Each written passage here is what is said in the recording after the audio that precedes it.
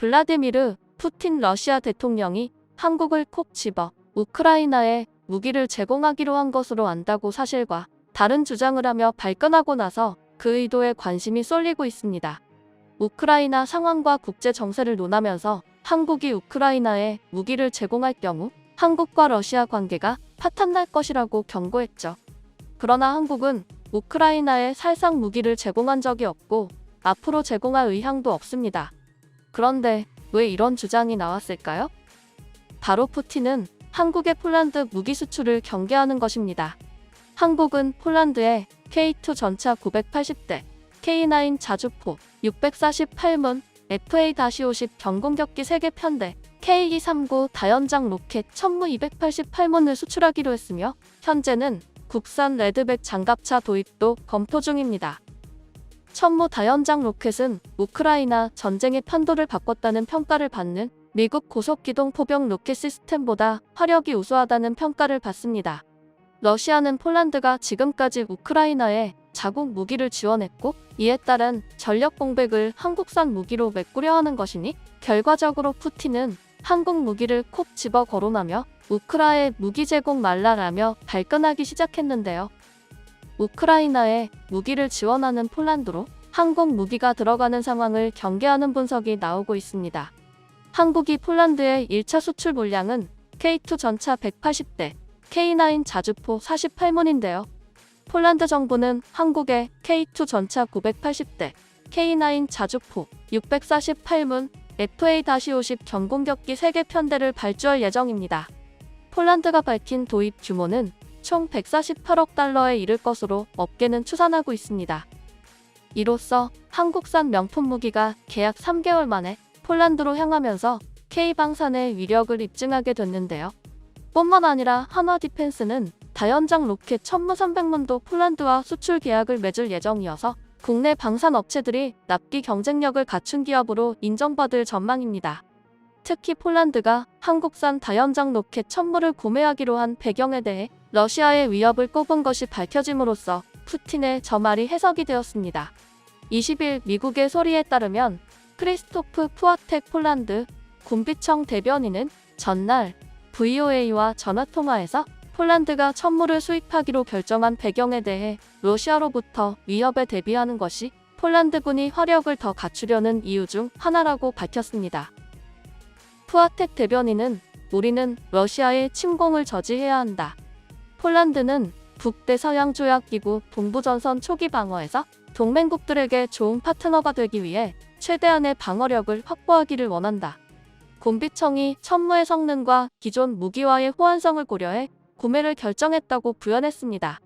천무 다연장 로켓이 유럽으로 수출되는 것은 이번이 처음인 만큼 의미 있는 수출입니다. 우리 민족은 활의 민족인 만큼 예부터 활을 만드는 능력이 탁월했는데요. 그 능력이 후손들에게 천무에게까지 반영이 된 것 같습니다. 천무를 소개하자면 차세대 분단급 다연장 로켓 체계로 2009년 개발에 착수해 2013년 개발 완료된 무기체계인데요. 한화는 230mm급 다연장 로켓 천무를 업체주도 개발에 성공함으로써 국내 무기체계 개발에 새로운 지평을 열었습니다.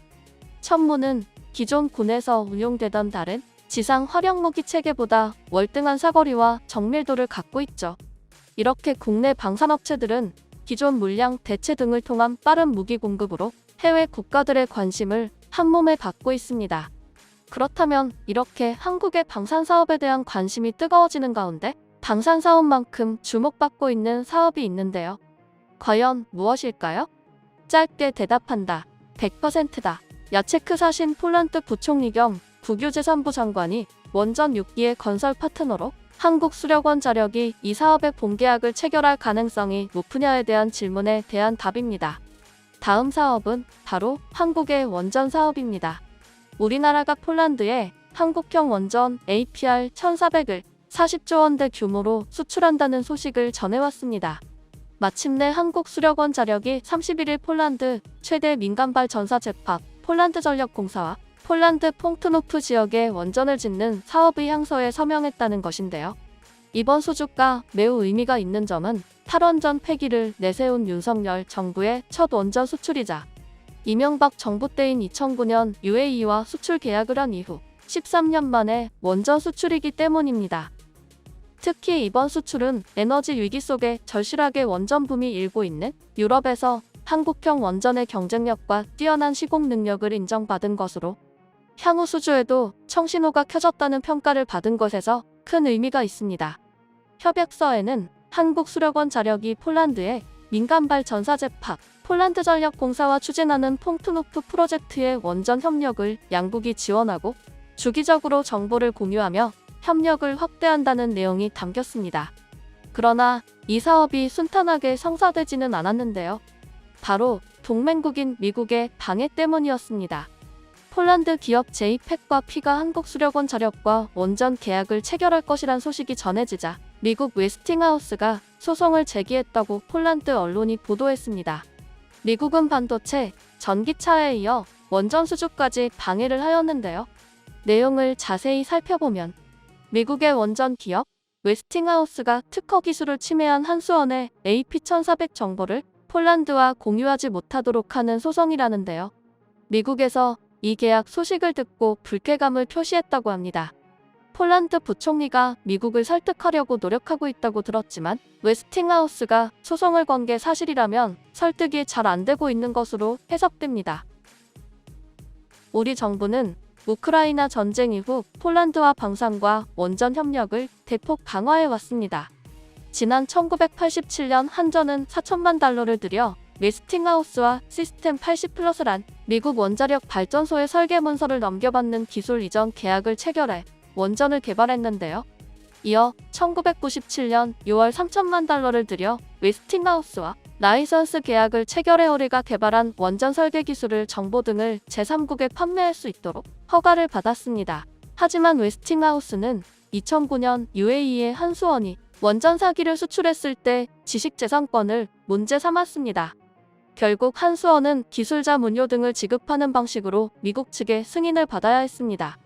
이후 정부의 뉴테크 2012 계획에 따라 일부 자립하지 못했던 원전 기술을 개발해 수출에 나섰는데 미국 측에서 또 문제를 제기한 겁니다.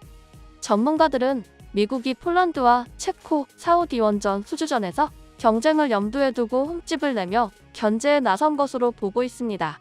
한국 정부와 한수원은 웨스팅하우스의 주장이 법원에서 받아들여질 가능성이 낮다고 보고 있는데요. 한국은 이미 오래전에 원전 기술 자립에 성공했기 때문입니다. 사우디아라비아와 같은 특별허가 대상국이 아닌 체코, 폴란드 등 일반허가 대상국은 미국의 기술 통제 대상도 아니기 때문이죠. 이러한 한국의 뛰어난 원전 기술은 에너지, 자원 부족, 오일 쇼크가 가속화되고 물가가 치솟는 지금 한국 원전이 세계적으로 인정받고 있다는 것은 중요한 사실이 아닐 수 없는데요. 국제에너지기구가 윤석열 정부의 탈원전 폐기 정책을 공식 지지하기도 했습니다. IEA가 윤석열 정부가 역점 추진하는 원전 강화 정책에 대해 공개적으로 지지 의사를 밝힌 것은 이번이 처음입니다. 파티 비롤 IEA 사무총장은 세계 국가의 에너지 정책의 중심이 원자력으로 복귀하는 추세 탄소 중립과 기후 변화에 제대로 대응하기 위해선 우리가 가진 선택지에서 원전을 제외해서는 안 된다고 강조했죠. 이런 상황에서 한국 정부가 에너지 믹스 정책에서 원전을 활용하는 것은 전혀 놀라운 일이 아니라는 게 그의 설명입니다. 우리나라의 폴란드 원자력 발전소 사업 진출에 청신호가 켜진 만큼 전 세계 원전 시장 진출에 교두보가 됐길 응원해봅니다.